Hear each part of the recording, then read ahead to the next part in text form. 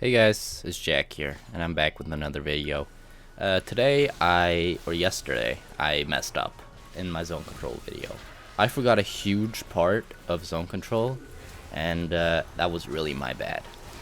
I forgot the ability part of the zone control. Like, that's a huge part of zone control, and it's something that, like, I shouldn't have forgotten. So I'm going to be showing you an example of abilities and how you can abuse somebody's abilities when they waste them. And I'm going to be showing you the example of Siggs right here, because I think he's very good as an example, because he's very spell reliant, and yeah.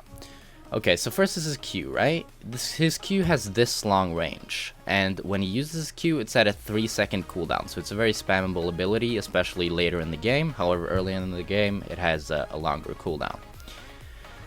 But when he uses that ability, his zone of damage becomes weaker, right?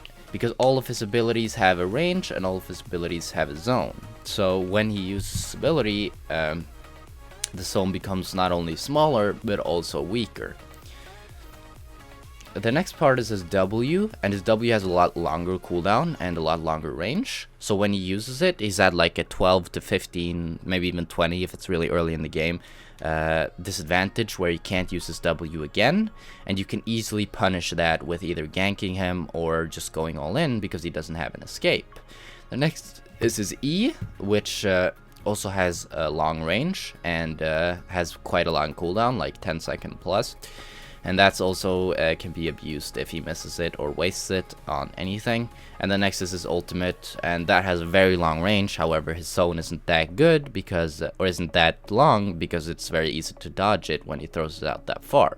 His Q, as I said, isn't that easy to punish just because of how spammable it is, and as you can see on the screen, you can see the ranges of all the zones, and when even if he just wastes one ability, maybe the zone doesn't get shorter, however the zone gets weaker, so he can do less damage inside of that zone.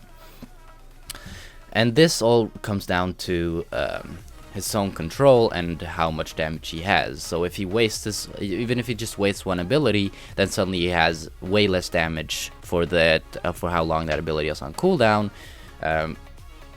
And he has way less zone control. And you can abuse this by applying pressure when he has wasted his abilities and trying to bait out, like actively trying to bait out his abilities when he's wasted, or like when he's trying to play aggressive. And another part of this is the fact that his abilities use mana, so if you can make him waste his mana as well, and if he's not using his abilities to push, then he's probably going to become at a disadvantage, because then you can push him in, or you can just control the wave however you want it to. And if you get a jungle gank, maybe you can make him blow his flash, or maybe even his ghost, right? So it's very important to realize how these zones affect the game, and how you can make these zones change the game. And I think in my last video I definitely made a big mistake. Like I just showed you the auto attack ranges and how to abuse those. However, you have to realize that abilities are a huge part of the lane, and especially in other lanes than ADC. However, there are a lot of ADCs that have huge zone controls with their abilities too, such as like Sivir, Jhin, and Lucian, for example, are some champions that are very reliant on their zone controls from their abilities. And whilst Ziggs's Q is a very spammable ability, it still costs mana, and it makes his zone weaker, as I discussed earlier. If you can just make your opponent waste their abilities, then their zone control will not only become smaller, but it will also become a lot weaker. But yeah, I'm really sorry for not mentioning this in my last video. It's such a big thing that I really should have mentioned it. But yeah, I hope you guys learned something from this. Just remember that if you don't know the cooldowns from your enemies, then you can like check them on the wiki, and if you get surprised, like if you think the enemy had a lot longer cooldown than he actually had, then it's really smart to check it on the wiki, so you now know how long that cooldown is, and you won't be surprised next time. You gotta learn from your experiences, right? And also, if you're playing with the champion or against the champion, you don't really know exactly all his abilities, then you should also check him on the wiki. It doesn't take a lot of time, and it's really smart to do, so you can properly know his zone control and properly know when you can punish him for wasting his abilities.